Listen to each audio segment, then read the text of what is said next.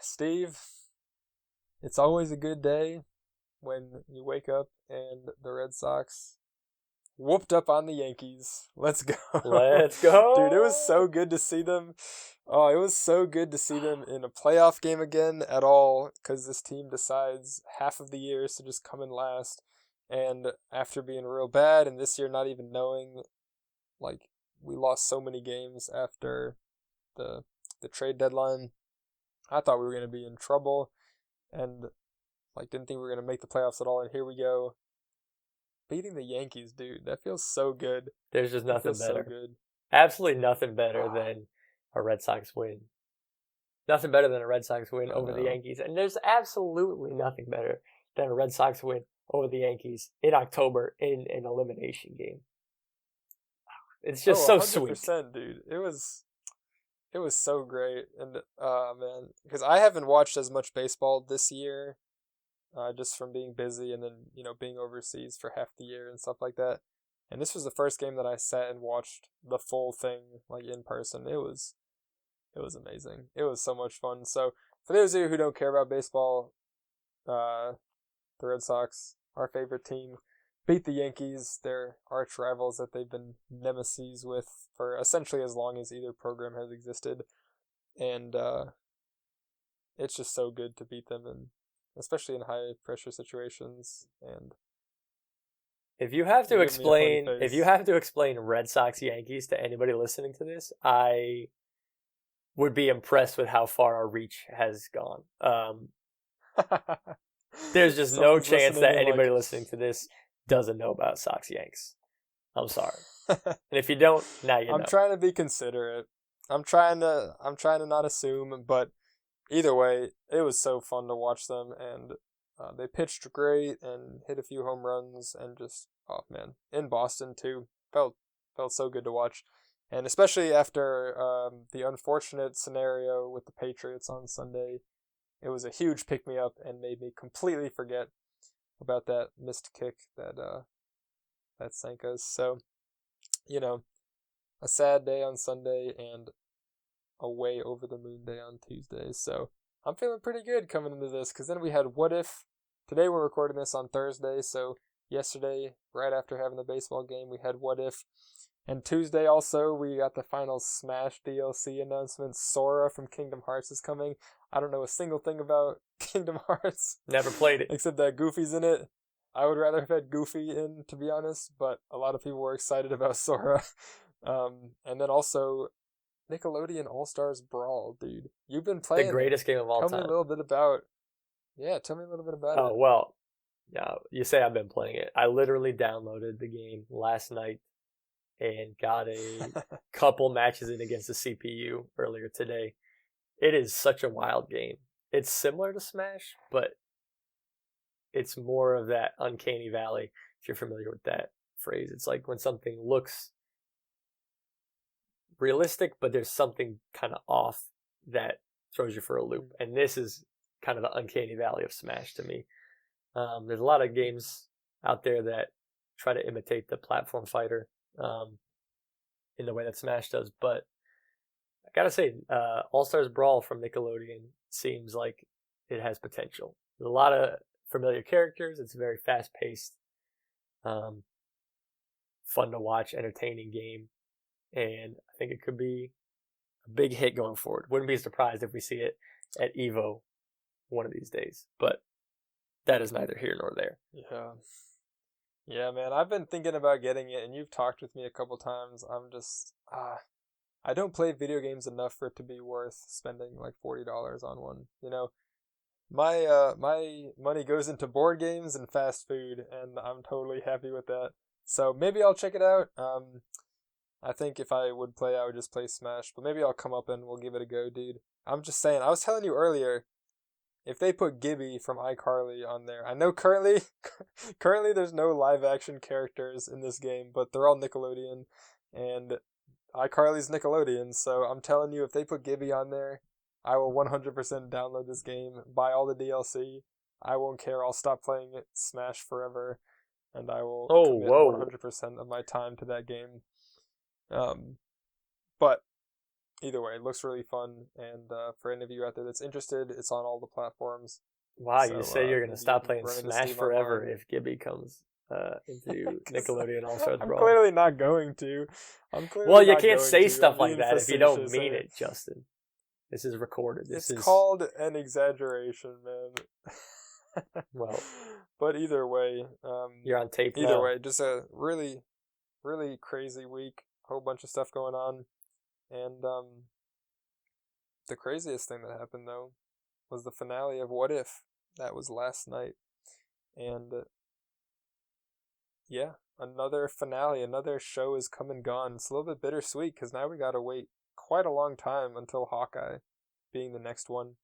And especially because What If was something that you and I both were looking forward to for such a long time. It's like, man, every time one of these shows comes to an end, regardless of how much we liked it or not, like it's a lot of weeks to invest and just look forward on Wednesday to a new episode, for then suddenly for it to end and be like, well, I don't know.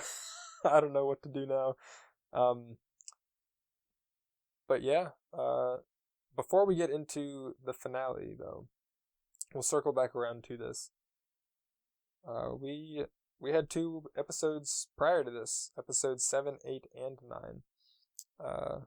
So if we circle back a little bit, because I think this will lead very quickly into our thoughts on the finale.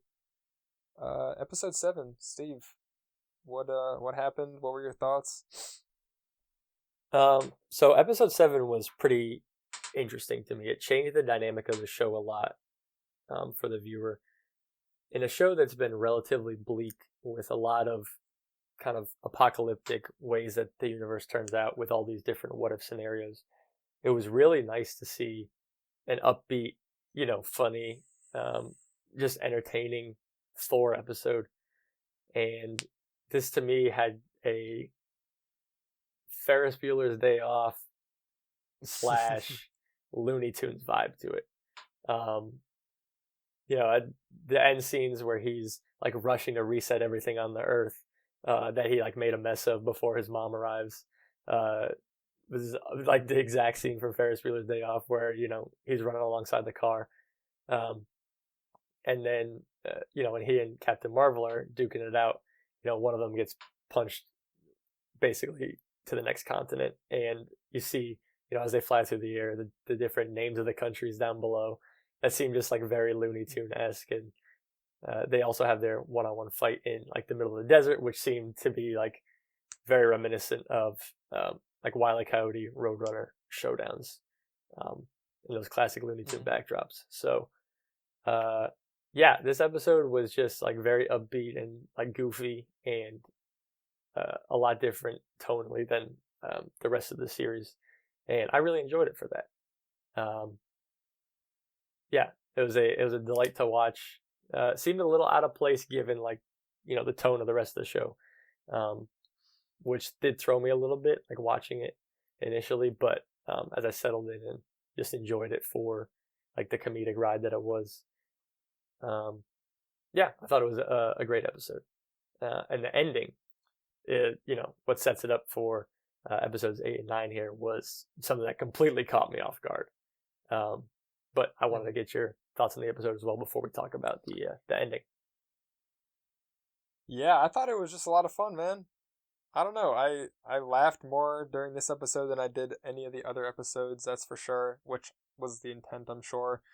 And it makes sense. I don't know. If there's infinite universes out there and the Watcher's watching all of them, not every single change is going to lead to this apocalyptic nightmare, Like, I guess Captain Carter didn't end like in a negative way, but all the rest of them did. All the rest of them ended on like big downers, and it was nice to see when that's like, okay, one thing being different doesn't mean that everything is now miserable, right? Like the main MCU timeline, if there's infinite ones, that means there's infinite ones that have at least some version of a happy ending, right? And so it was nice to see one up until the last minute, right? But the last minute was out of universe, so it wasn't taking place in that universe. It was what came in, and so for the sake of that universe, it was happy. Like we see Loki, who's a frost giant, still. which he's still a Frost Giant in the real MCU, so I don't know why we don't see him big and blue at any point past the first Thor. But well, Odin I puts get it's some for like ease. spell I get it's on for him ease. in Yeah, first yeah, Thor yeah. when he like adopts him Not, that he obviously didn't when he gave him back to Laufey yeah, in this universe. But yeah, I get what yeah. you're Well, I saying. get that, but yeah, seeing him and Thor just like be buddies was a lot of fun, and I don't know, it was just really funny and took itself not seriously at all, and there was a lot of joke cracking. Some of the jokes I thought fell flat, like some of the ones with Darcy was saying were really forced and just kind of halted the flow a little bit. You really But don't like very, Darcy at very all, small thing. do you? I don't dislike her, no. I just think sometimes, like, when they're trying to have a scene and every single thing that someone says is just, like, a non sequitur, it's like, okay, it's funny at first, but at a certain point. But that was, like, very minor, not even really a concern, because they were just throwing jokes like crazy out here. And the whole cleanup scene at the end was super funny, and he's having to fly around like, my mom is coming! Like, we all know that. We all know that feeling of like, mom is gone, and she told you to sweep the kitchen, and you don't sweep the kitchen, and then you hear her car pulling in the driveway, and you're like, oh no! And then you run in, Every single person can relate to that, and it was a lot of fun, and just, yeah, I thought this episode was great. It didn't seem to have, like, as much weight to it. It didn't seem to, like, ponder super deep questions for a while, unlike a couple of the other ones. But it was so fun to watch. It was definitely one of my favorite episodes, just in terms of pure enjoyment value. Uh, yeah, I thought it was great. Yeah, we definitely get some of the more entertaining sequences in the show. In this episode, we get the Thor versus Captain Marvel fight, which, despite both of them, seemingly holding back, Carol even mentions that, if she were to use her full strength, she would put a crater in the planet or, destroy it outright. And, Thor clearly is also just trying to get back to partying in Vegas instead of, actually trying to destroy Captain Marvel. I mean, at one point he just leaves Mjolnir on her chest, it seems like the point where he, has her beat, but he just like lets her up and just tries to go back to doing his own thing. He's really not in the, in the mind state where he's going to be trying to go for the head in this situation. So, despite neither of them going 100%, it was still very entertaining to watch them clash and see how they stack up against one another. And see how they stack up against one another. These are two of the most powerful Avengers that we have seen so far, and people always like to hypothesize about who would win in a 1v1 or anything like that. So to see it kind of played out here was very entertaining. And we also just get a ton of really cool shots and Easter eggs of other characters that we know and love from other entries, just partying on Earth as Thor. Throws just a planet-wide rager. Grandmaster's DJing, and when the beat drops, he says, "Release the foam." That was killing me. Oh man, just seeing like Korg and like all these other characters that we've seen before. Drax, just partying it up on Earth with this frat boy version of Thor was hilarious. Yeah, no, it was just so funny, and it was cool seeing, like you said, all the little cameos and people popping in, and it was just a lot of fun and didn't take itself seriously. There were so many little moments that just killed me, like when they take the St. Louis Arch and flip it upside down to make a slingshot, and when Surtur is like hitting on the Statue of Liberty and melts her arm off, and like all these tiny little moments, just one after another, just. Oh, they were so funny. Like the Grandmaster, like you said, I was watching it with Dad, and he thinks the Grandmaster is the greatest character of all time. He just loves Jeff Goldblum, and so Of course he does. Jeff Goldblum, I don't think he voice acted in this episode, but even still, seeing the Grandmaster, was it actually him? Give me the nods. Well, regardless. Sorry, I had to take a sip, but I was nodding furiously because it was Jeff Goldblum. Yeah. Yeah, well, he was dying, and yeah, just so many funny moments, and yeah, like you said, it was cool as well seeing Captain Marvel versus Thor, which we have to keep in mind that this is Thor before his two kind of level ups, right? When he levels up in Ragnarok, because of Odin, telling him he has the power within, and then also when he gets Stormbreaker in Infinity War, and so we've seen him without his two level ups. So it's not like full strength Thor going against full strength Captain Marvel, but even in that, it's a pretty close battle, and neither of them's trying as hard as they can, and Captain Marvel ends up being nice and helping him out at the end, and you can tell that they're becoming buddies, which is kind of what happens in the regular or the main MCU as well. I'm trying to figure out how to distinguish them, but that was really fun, and I really liked what Captain Marvel brought in this episode because she still was very cocky and confident and slightly on the edge of being too much of that personality-wise, but also showing some lighthearted side, and it was my favorite version of Captain Marvel that we've seen in the MCU so far, for sure, which was great. And so, yeah, there was just so much to love about this episode. And then the end. And then the end, indeed. Bro. That was, dude, I was in such a good mood after just like an uplifting, fun episode. And then the Watcher's just narrating us out, and he's like, in all this universes of chaos, here we find a happy ending. And as he's finishing his sentence, basically just jinxed it, obviously. Like a multiversal portal opens up, and an army of Ultron bots walks through, and Ultron Vision combination with a full set of Infinity Stones. And the Watcher mid monologue is like, wait, what? And then the episode ends. And I was like, what? I had the exact same reaction. I was like, wait, what? Mm-hmm. Huh? What just happened? How do you have this episode in the tone that it has end it like that and so abruptly?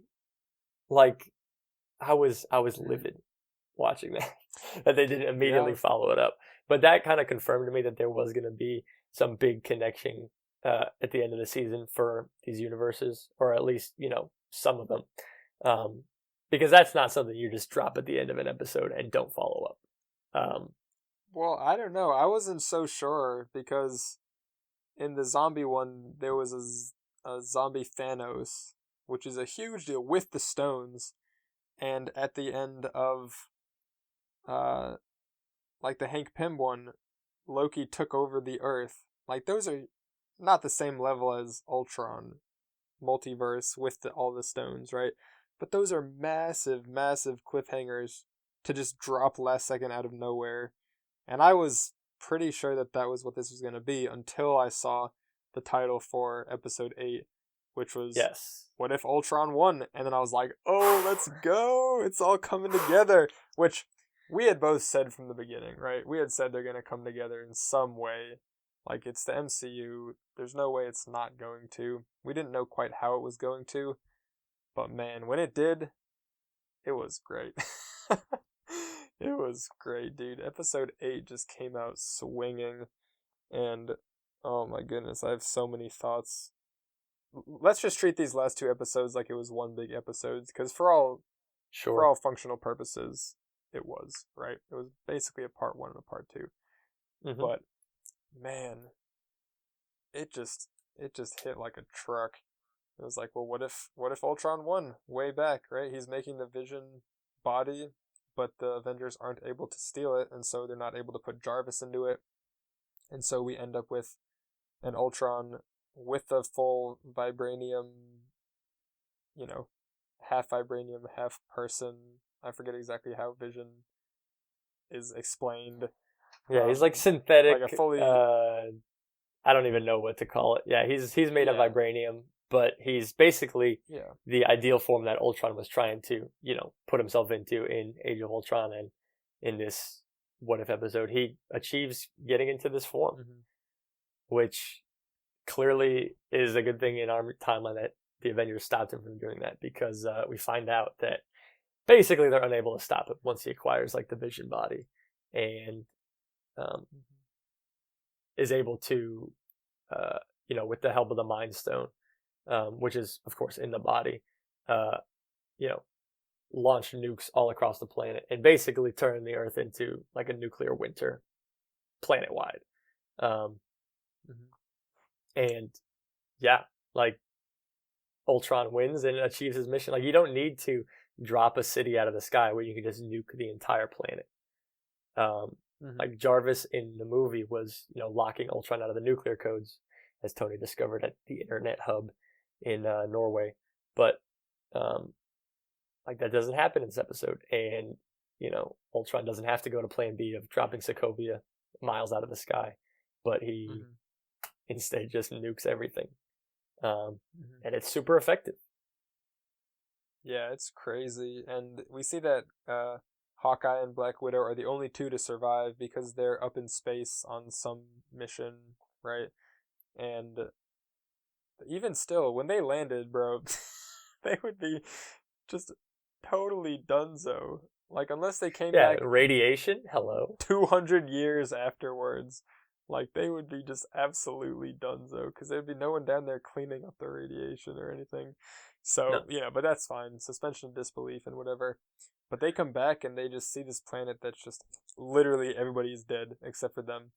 And so, they're looking around trying to figure out what they can do. We see them survive a little bit. Hawkeye ends up sacrificing himself, and they find, before he sacrifices himself, they find Zola, who is, from initially Captain America and then the Winter Soldier, when we find out that he's now an AI where he's uploaded his brain into these computers. Black Widow and Hawkeye find him in there because they're like, we need an AI to fight the AI that is Ultron, because all of the humans are dead. And so the only chance we have is to do this. So they find him, load him onto this like flash drive basically, and Hawkeye ends up sacrificing himself as they're on the run out.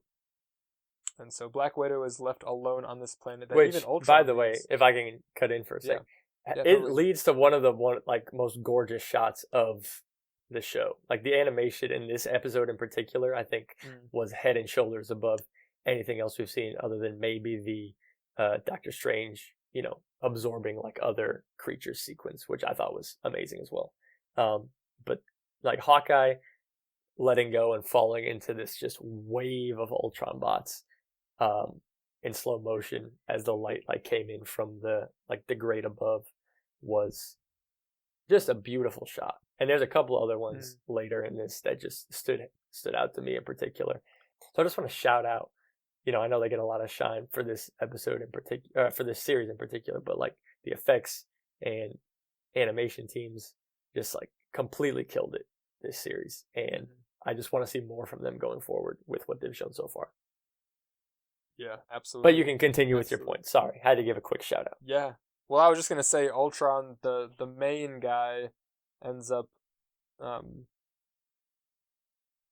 he's kills everyone on the Earth, right? And then Thanos shows up and he just uses the Mind Stone and slices him in half 1 second later and takes the other stones.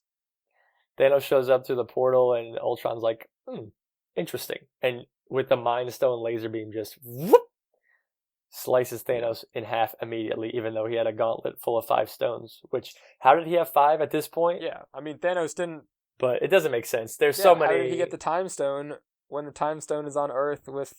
Yeah, there's a ton of plot holes did he get the stones? In this What If series that don't really make sense. Yeah. But, I mean, maybe in this... You could always just say things are different in each universe. So, like, in this universe, like, Thanos had already gotten the stones, like, separately. So, who knows? Like... There's too many things to question. Well, he would have had to have been on Earth. Right, there's too many things to question, and if you get bogged down with all of it, then it'll ruin the show for you. Not to say that there isn't, room to critique the show for poor writing when there is poor writing, but I think in terms of like multiversal escapades, like there's some free reign to be given, and some liberties to be taken. Yeah, well, maybe that's it. Maybe he already had got the Mind Stone, and so, the Sorcerer Supreme, the Ancient One, who this is still before Doctor Strange is there. Maybe the Ancient One is no longer around to protect Earth from Ultron, right? Maybe that's why she doesn't show up at all, because the Mind Stone's gone. The Time Stone. Thanos killed her when he got her. Whatever the fact is, the Time Stone, yeah, not the Mind Stone. Thanks. But regardless of the fact, Thanos just keeps getting dunked on in this series. Every time he shows up, he's either a pansy or just getting absolutely destroyed. And it's just like, they took this giant villain and made him into a joke, which is totally fine. Well, I don't think it's necessarily a joke. But here it's he just gets...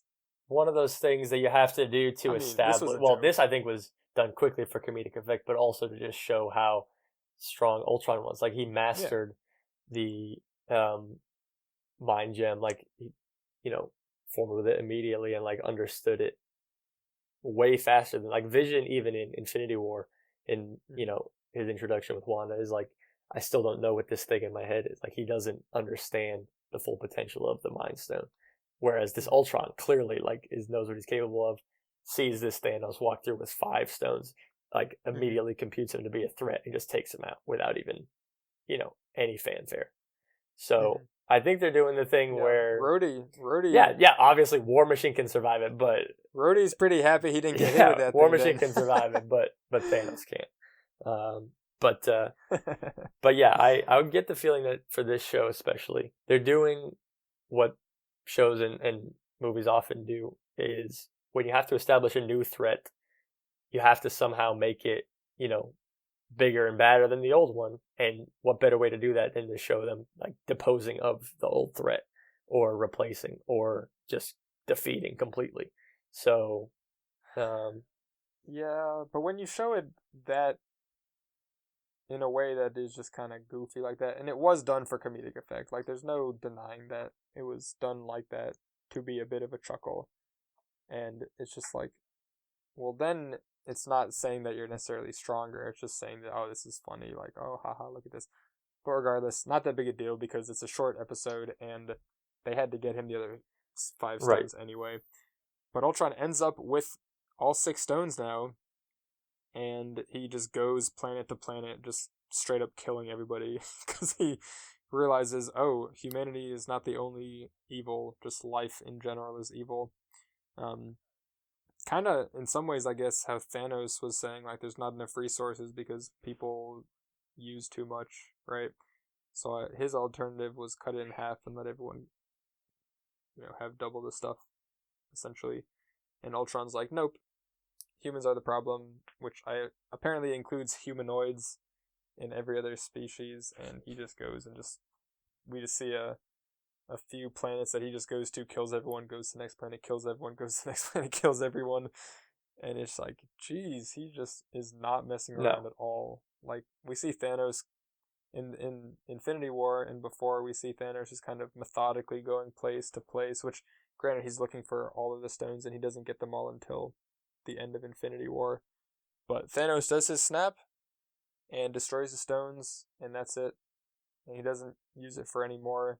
But here we really see the full potential of what an antagonist could do, purposefully wanting to use the stones for as much destruction as possible. He just straight up, we just see a compilation of destruction of planet after destruction of planets. Darth Vader is jealous, I think he would say.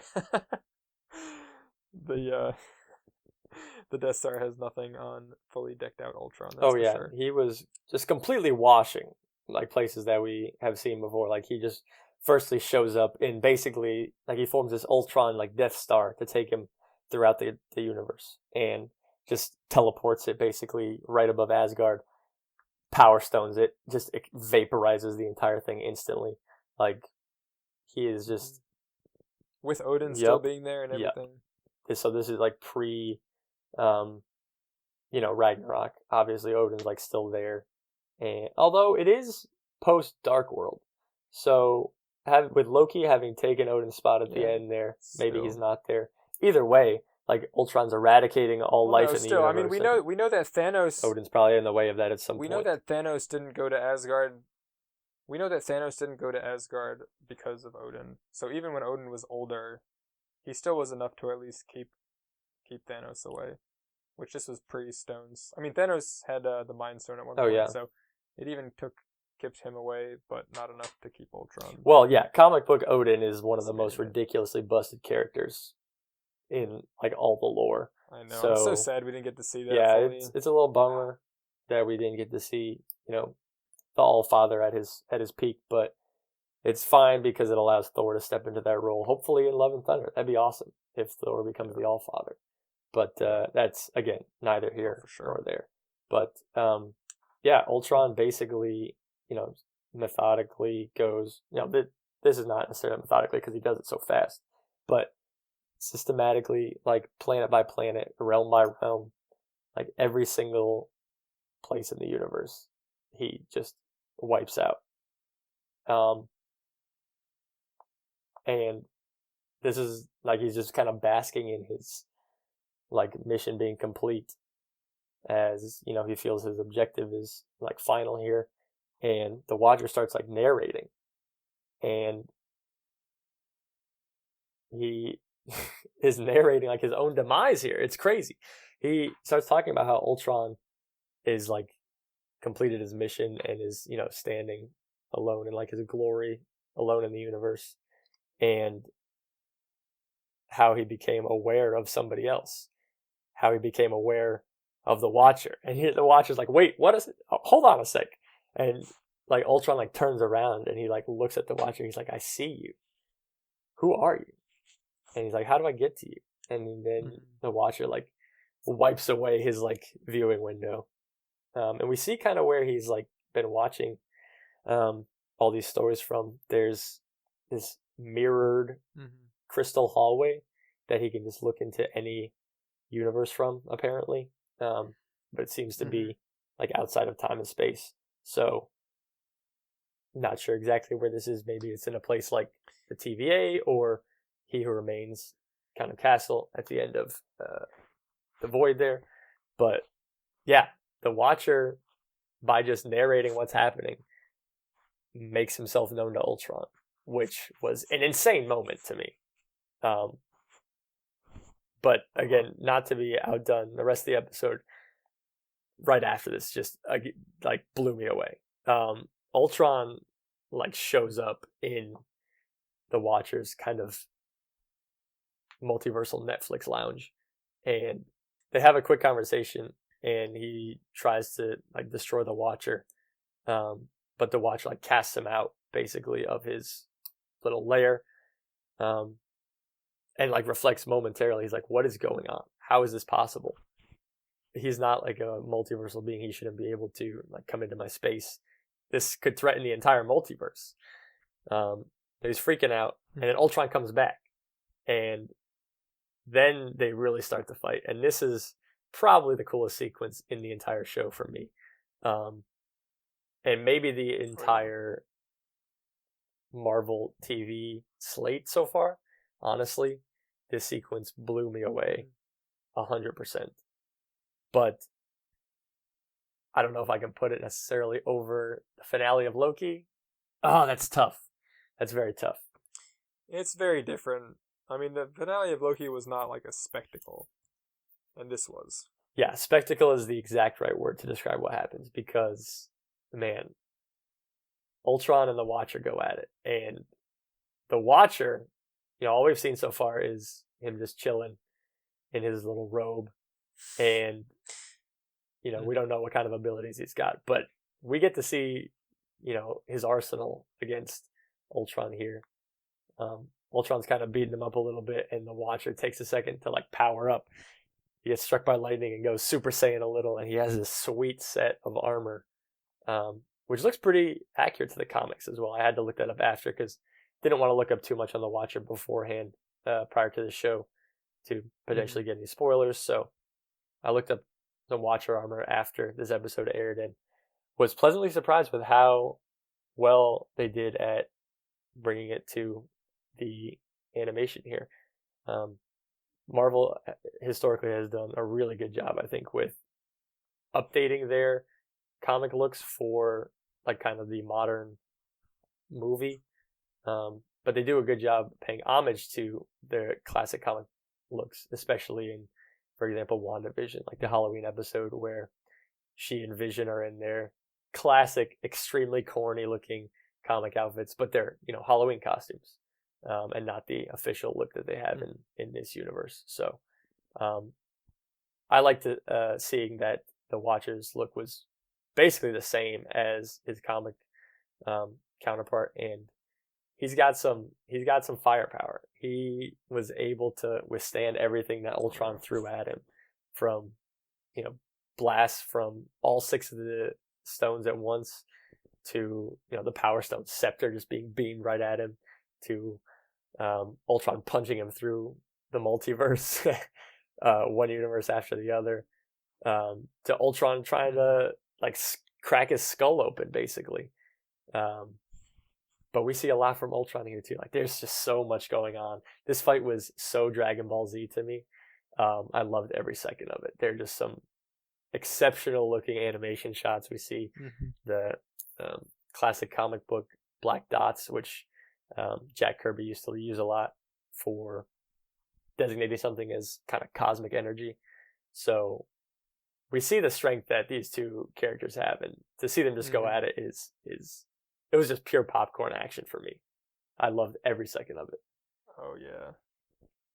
Yeah, they were packing, man. I would say the main difference, other than obviously the fact this is not Dragon Ball Z, the difference between this and Dragon Ball Z is that this entire interaction took about 15 minutes, where in Dragon Ball Z, one single punch would take 15 minutes. Yeah, there's only 5 minutes until Namek explodes, but we're going to take 45 episodes to get through it. Oh, man. Yeah.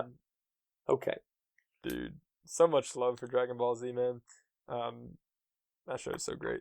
But regardless, and this was just an absolute crazy back and forth, and we just see the full extent of what the whole Infinity Gauntlet can do. Which, one thing that I've voiced as a strong opinion is that a lot of the powers in the MCU, and especially the Infinity Stones, get just reduced down to a laser that's a different color, right?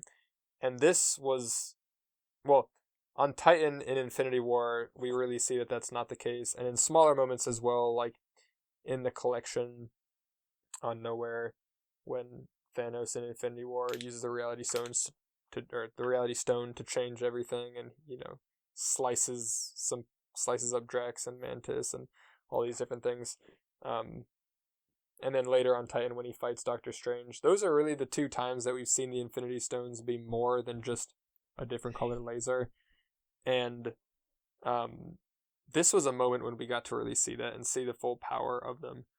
And that was really awesome as well, which, like I had said before, Thanos kind of has been not treated amazingly in this show, but we brought the Infinity Stones back to prominence because that was something that I think some people had an issue with.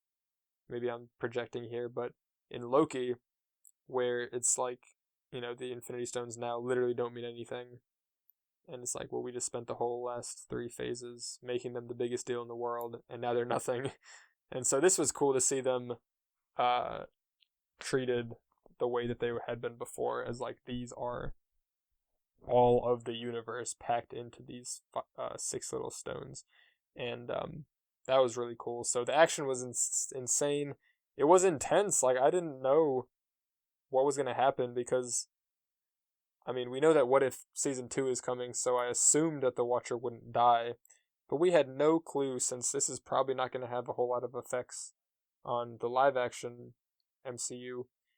We had, or at least I had no idea what the ramifications of this fight would be, because we can pretty safely say in the live action nothing's going to be too messed up that the heroes can't fix it, right? But since this is kind of disconnected, it could have gone anywhere, and so that just made the stakes so high, and the action was really cool, the animation was unbelievable, and it felt like watching a comic book. It was the most excited that I had been watching something like this since watching Into the Spider-Verse, which I think Into the Spider-Verse was the most just watching a comic book that I've ever seen, and this was, I was going to say very close to it, Into the Spider-Verse is still like one of the greatest movies I've ever watched. So I'm not going to say it's as close to it, but if there's something that comes as close to that on screen that I've ever seen, this was it. And it was just a lot of fun, and like really high stakes, and it was kind of hard to follow at some points because they're smashing in and out of universes and going all over the place, and I still don't quite get how the Infinity Stones worked outside of their respective universes, but whatever. I don't even care at this point. And so that's one thing that a lot of people it was really cool. I went online and checked over some discussion threads of the episode, and so in the comics, the Infinity Stones do not work outside of their respective universes. However, makes sense. It's explicitly stated that that's how they work in the comics. That has not been stated as such in the MCU. We do know that the Infinity Stones don't work in the TVA because that's kind of outside the multiverse, I'm assuming. But it has not been stated that the stones don't work outside their own universe. As that's been evidenced by Endgame. When they went back in time, the Ancient One is explaining that it's not actually back in time, it's like a different reality that they're taking these stones from, because hers will be affected if they take it. So they are taking stones from different realities and bringing them to their own in Endgame. And so that confirms that the stones do work in other, universes in the MCU, but it is different from the comics. So that certainly may be where some people got confused. Yeah. Well, yeah, I mean, I think it makes sense that they can't work or it would make perfect sense to me if they can't work outside of the multiverse, or outside of their own universe, excuse me. Because if there's infinite universes, which I guess they haven't explicitly stated that there's infinite universes, but there's infinite universes, the way that they're going. Like, if anytime something changes, there's a new universe. There's infinite universes. Like, if there's infinite universes, then that means there's infinite universes where someone has collected all 6 Infinity Stones within their universe, and then reached omniscience enough to break out of their own universe, a la Ultron here. Which means, like, if the Infinity Stones allow that to happen, then there has to be some, like, interaction there or something. Like, that seems like it just leads to a paradox, because, like, wouldn't there have been infinite people that then break out of their universe using the stones, with it being in mind to go collect all of the other stones? So the only... from all the other universes? I think...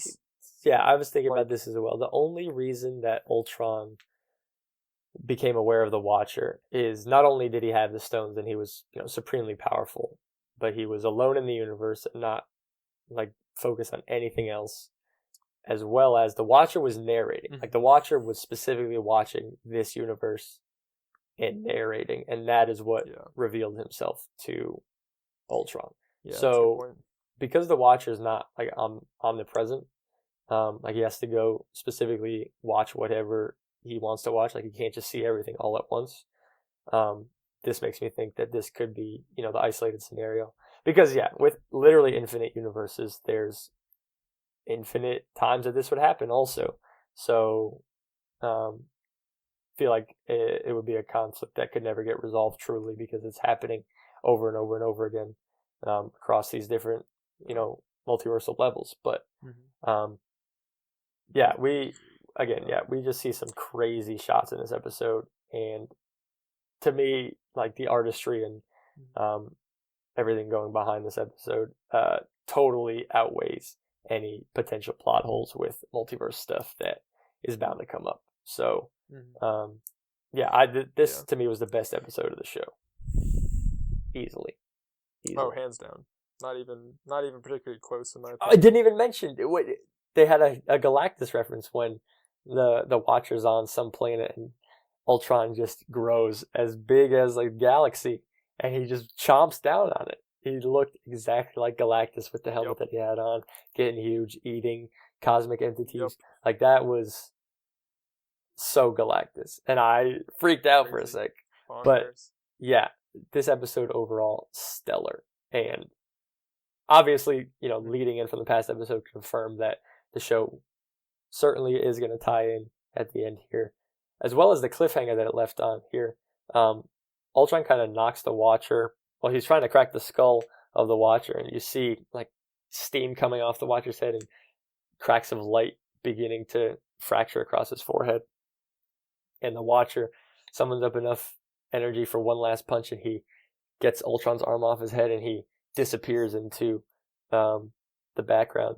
And we see Ultron take over his kind of crystal viewing hallway, and we then see that the Watcher escaped into the Doctor Strange universe from episode 4. Doctor Strange, through messing with time, was destroying his universe, but managed to prevent it from collapsing completely on himself, and lives in like a crystal room now as his own universe. And the Watcher escaped into there. And they have this cheeky little conversation, and the Strange is like, all right, you ready to interfere? You didn't want to help me earlier, but now you got to, huh? Now the shoe's on the other foot. How the turntables. And yeah. They decided they got to break the Watcher's oath.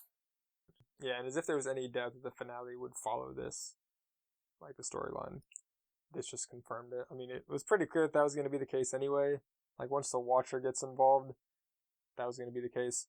But, it leads right into the finale. And I will say, I think that my thoughts on the finale are a little bit mixed overall. I thought it was good, not great. I would give it like a 6.5, 7. 6.5, 7. With a 6.5 being like good though, not like a. I was gonna say that's. I don't know if you ever got a grade like that on a test, buddy, but that's not good. No. Well, we'll say like a B minus then. Sure. But which, if you took a economics at UConn, a 65 was often enough for a B minus because the quality of student was low enough that we got curve after curve, dude. It was the best major. Regardless. I thought it was good, not great. I think it was another one of these finales that just left me wanting more. And I think still, as of now, Loki is the only finale that I left feeling truly like satisfied and happy with. I think the biggest thing for me with this finale was just the way that the eighth episode ended. I mean, that battle between the Watcher and Ultron was so insane, and Ultron was so powerful. He basically, he just whooped the Watcher's butt, and there's no like getting around that. And he was seconds away from just killing the Watcher, right? After all that we were able to see the Watcher do. So in the finale, when we see the Watcher gather together the Guardians of the Multiverse, right? This great name for the intergalactic, interuniversal. Yeah, what are we? Some Avengers, kind of Guardians of the characters. Multiverse? Yeah, all these characters that we've seen, which, as soon as he pulls Doctor Strange in, he's going to go collect everyone else from the series. The power level, other than Doctor Strange, of all of these people is not even remotely close to the Watcher. Not even, like, Captain Carter, and even, like, Killmonger, and Star-Lord T'Challa. It's like, are they much stronger than the average human? Yes. Are they even, like, superpowered? Not technically any of them, no. But, Killmonger is the Black Panther, so yes, I guess he is. The super soldier serum, Captain Carter, yes. So they are superpowered. Star-Lord T'Challa is not. And there's no way, I agree with you though, there's no way you can even put this super soldier serum against a multiversal infinity gauntlet wielding Ultron. No shot. Chance. 0. No chance in any universe, in any scenario ever would they have a single chance. Well, actually, in infinite universes, they would win infinite times in that scenario. No. 2 plus 2 is 4. No matter how many infinite times you write 2 plus 2, it's always equal to 4. There's no scenario where that's not the case. this is one of those multiversal universal truths. They lose. And that was the thing for me that was just like, you know, the only thing that made it a fair competition was Doctor Strange. And in that scenario, why have everybody Oh, else? yeah. No Because, doubt Doctor Strange carried like- the team in this fight. And I mean, Oh, Ultron realizes it, yeah. you know, partway through. He's like, it's you. If I kill you, you'll all fall. Like, Doctor Strange is putting these Mhm. crazy protection spells around this team of, like, B-listers that are basically just dead weight, and he's doing all the work. I mean, Ultron tries to Oh, explode the 100%. galaxy, and Doctor Strange just literally swallows the explosion and becomes more powerful. Like, he's doing everything. And the Watcher, you know, at the end, after they defeat spoilers, they win and defeat this multiversal Ultron with this team of basically scrubs. This is like LeBron the Watcher on helping the 07 too. Cavs. The Watcher doesn't do anything. Yeah, the Watcher doesn't help. He's just like, I got the team. My job's done. Nothing I can do from here, even though I already gathered the team. That's definitely interfering, but I can't help anymore because I really want to sit back and watch this. But like, Doctor Strange is LeBron on the 07 Cavs in this episode. Like, he's doing literally everything. Oh, yeah. And he's just got a bunch of scrubs around him. And later, after they win, like I said, it's no spoiler that they win. But he's chatting with the Watcher, and he's like, oh, you knew that X, Y, and Z would happen. That's why you brought these people onto the team. Like, you foresaw it all. And I'm like, that's just such a lazy way. You know, it works with the way that it is described in the end. But, like, there's still some characters that are like, I just don't see what Widow is doing there. Like, how is she more helpful than a multiversal powered like Doctor Strange, who's resisting the full gauntlet and protecting all like 6 of you scrubs at the same time, and able to teleport, make a sling ring that brings all the zombies in from another universe. So he has the ability to teleport people between the multiverse. Like, he is just so above and beyond, and it's just like the whole this was all foreknown. So therefore, is just such a cop-out. Like, why then did the Watcher not foresee that Ultron was going to come and beat him up and take him out? Because he was totally surprised by that. Like, I guess you could say he purposefully looked ahead at this scenario, because he can't all the time look ahead at everything. So he purposefully looked ahead at this scenario. But it's like, then that just makes the whole thing invalidated. And it just like, I don't like that as a scenario, and that was something that I had a minor issue with the TVA said, oh, the Avengers were supposed to win. It was the sacred timeline, so of course it's like, come on, like, I don't think that like foreknowing and agency are in conflict with each other, but still, like, how did he not see that Ultron was gonna come and do that to him? Like, it just like, yeah, but even still, the action, when you suspend the fact that 90% of the people there are doing literally nothing, or should have been doing literally nothing, the action was still really good. No doubt it was entertaining. Yeah, it was definitely entertaining, and it was really cool seeing Doctor Strange do all of his stuff. Every time he was on screen was amazing. And, they had this plan. It was funny. I was watching with Lydia and Julia, and they laid out their plan. They're like, all right, we have the Crusher, which is like, okay, crush all the stones, right? And they're like, all right, the plan. First thing, get the Soul Stone. Second thing, crush. It's like the first step of the plan is just get the Soul Stone. Like, there's no more specifics than that. Like, oh, easy peasy. Let's just get this stone from this dude that like has all of them. Right, we'll just go no take big it. Deal. It's like, this is not a very good plan. But not a good plan. It works. Not They get all the stones into the Infinity Crusher. They somehow Somehow. do it, and then it actually doesn't work Somehow. because all the universes are different, and Yeah. Ultron knows that the Infinity Crusher was only designed to destroy the stones from the universe from whence it came. So he's actually untouched by it. And womp womp. Our heroes gave it everything they had, but he's still too powerful. How would they know that it was able? Yeah, how would they know that it was able to crush the Infinity Stones from their universe? They must have tried it, right? Otherwise, they wouldn't know. Right? Which means that were they crushed on that? So universe? yeah, that's we didn't mention it until right now, but I'll talk about it. One of the members of the team that we see grabbed by the Watcher to join the Guardians of the Multiverse is Gamora, who's wearing Thanos' armor and has his crazy double-bladed sword from Endgame. And the Watcher calls her like Slayer or Destroyer of Thanos. And we had not seen this episode before. This is the episode that was cut due to COVID. It shows Tony Stark in crazy-looking Sicarian Iron Man armor, with Gamora in her Thanos armor, and Eitri at Nidavellir forging something. And this episode was supposed to be in the season, but again, due to COVID, they had production issues, had to shorten some episodes, had to bump one to season 2. So it is confirmed that we are getting this episode in season 2, which will be great. But it was a little weird to see that out of left field. But she is the one that has the Infinity Crusher. And so we don't know if the stones are still there in her reality.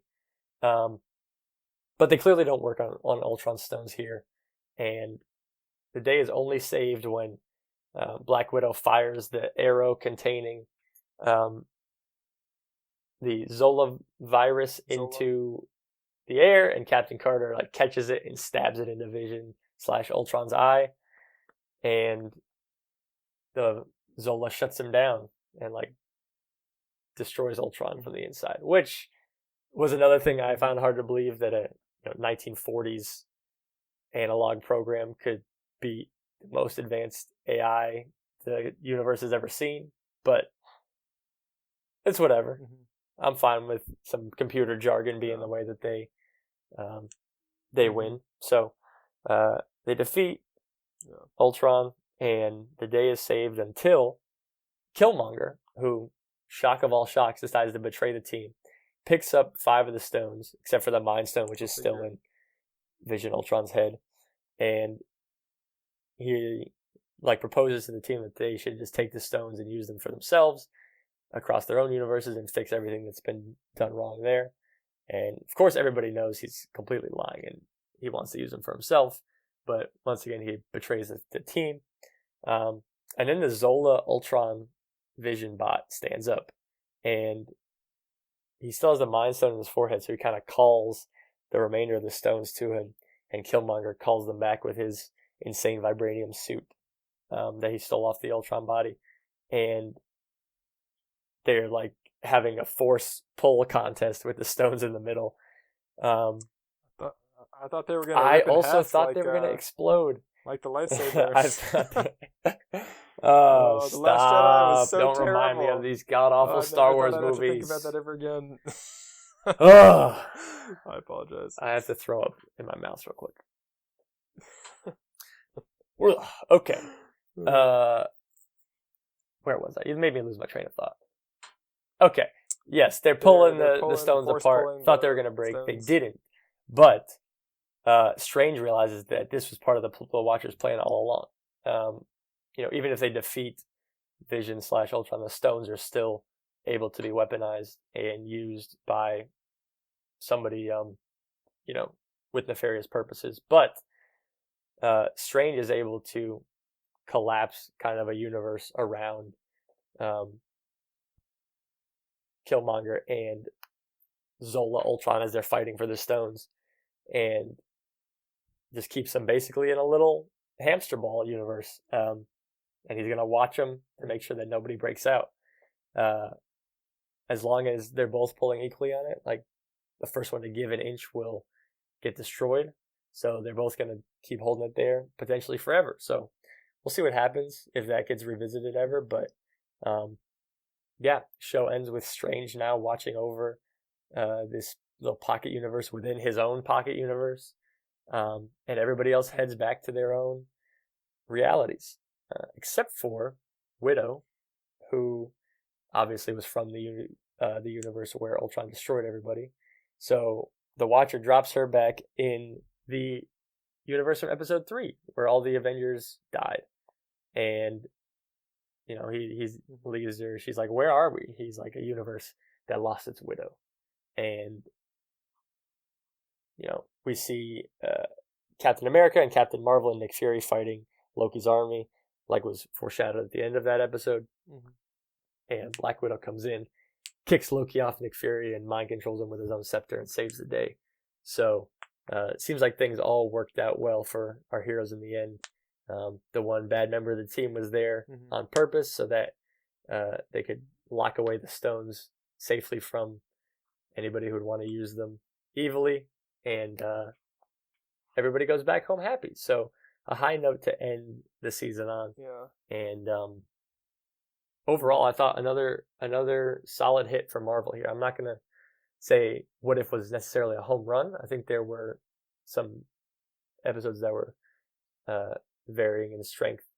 However, I do think it was a fairly strong entry from them overall. And yeah, it's going to be a long break until we see Hawkeye. But it kind of will be nice. We've had a bit of a whirlwind year so far with WandaVision, followed by Falcon Winter Soldier, followed by Loki, followed by What If, with Black Widow and Shang-Chi in there. And it's hard to believe that the year's coming to an end here in a couple of months, but we still have a bunch of stuff to finish out 2021 and a massive slate for 2022. Absolutely enormous what we have coming up. Still have been avoiding trailers like the plague for Spider-Man, but that movie, when it comes out Christmas time, I hope will rock all of our worlds. I've just heard so many things about that movie. No spoilers though, but I've heard so many tidbits here and there that I'm very, very excited for what's to come. But it is going to be rough not seeing this great show every week. Yeah, no, it's always bittersweet, like I said at the beginning, when one of these seasons ends. I'll just say this. I don't know how we lived in a world where we got 3 Marvel movies a year and that was it. At this point in 2021, I'm like, I used to be like, initially there was 1 movie a year or 2 movies a year, and then they got up to 3. And I think one year there was 4 in a year, and I looked back and was like, oh man, we're getting 1 every 3 months. This is amazing. How did we ever exist before this? And now I'm like, how did we ever exist waiting that long between Yep, there's Marvel? no going back now. We need new stuff every single week. No going back. And I love it. I just saw today, which I don't know if this is true or not, so take this with a grain of salt, that they might potentially be developing just an Agatha Disney Plus show, just focused on her. Again, I don't know if that's confirmed or not, but that would be pretty cool if it happens. And we're going to start seeing, as time ticks on, we're going to start seeing new updates for shows past what have already been announced and such, because, I mean, it seemed like it was a really long time ago when they announced all the upcoming Marvel shows. But, I mean, we're already through 4 of them, and the end of the year is going to come and go very quickly, and it's not going to be too long until we only are like a year out from the end. And so, we're going to have most of them announced probably at least a year ahead of time. So we're probably not too far away from getting a couple more announcements about what's even coming out after. So, I don't know how far exactly they'll go ahead, but it's very exciting and really looking forward to what is coming up. But Steve, in the meantime, since we'll have some time between shows, we can actually get to some things that we've been meaning to get to. We can have our reviews of Black Widow and Shang-Chi and eventually Eternals. And one thing that I'm really excited for is we have plans to have our dad on as a special guest, John Vampatella, who is a avid Marvel fan, avid Red Sox fan, and I think cooler than any of that, a published author. And he just has released a book in the last couple of months, and we will talk more details about that, but it's a book actually about the Red Sox-Yankees rivalry. Aha! Tied it all in at the Game end. 5. That's called a theme. Oh yeah. That's why we're bringing him on to the show. We're gonna bring him on, and he'll talk about his book, and we'll ask him some things about it. We'll probably talk a little bit of MCU, but it'll be a highlight episode of him and his journey as an author, and what he's excited for, and just a bit about the book as well. And yeah, it's something. It'll be definitely a change of theme and a change of topic, but it's something we're excited for. We've been trying to get him on for a while, and schedules are a bit more challenging with 3 people when it's tough enough with 2. So yeah, it's something that we're excited for, and yeah, like we said in the first episode, he was a big influence in getting us into Marvel and into sports and board gaming and a lot of things like that. So it'll be great to have him on, and yeah, just give a quick shout out. He as well has his own podcast, Voice and Viewpoint, with John Vampatella, and he's on Spotify and a lot of the same streaming services that we are. So if you're interested in checking out that, where he talks about faith, and he talks about sports, and he talks about just a lot of different aspects of life in a very creative and thoughtful way.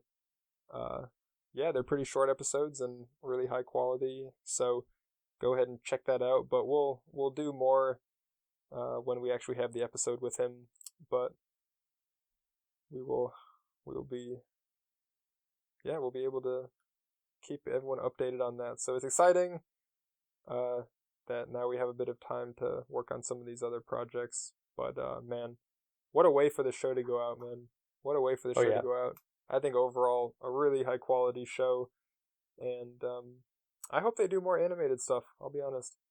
I hope they do more animated stuff, because this was good. Oh yeah. So you nailed it when you said it felt like watching a comic book, and you know the movies have been as close to we've gotten as comic books on screen so far, and this just took it another step further. In the animation, like you said, was just stellar, and I can't wait to see more. What If Season 2 will be much higher on my anticipation list than What If Season 1 was, and I was already excited for What If Season 1, so I'll be very intrigued to see where they take it in the future.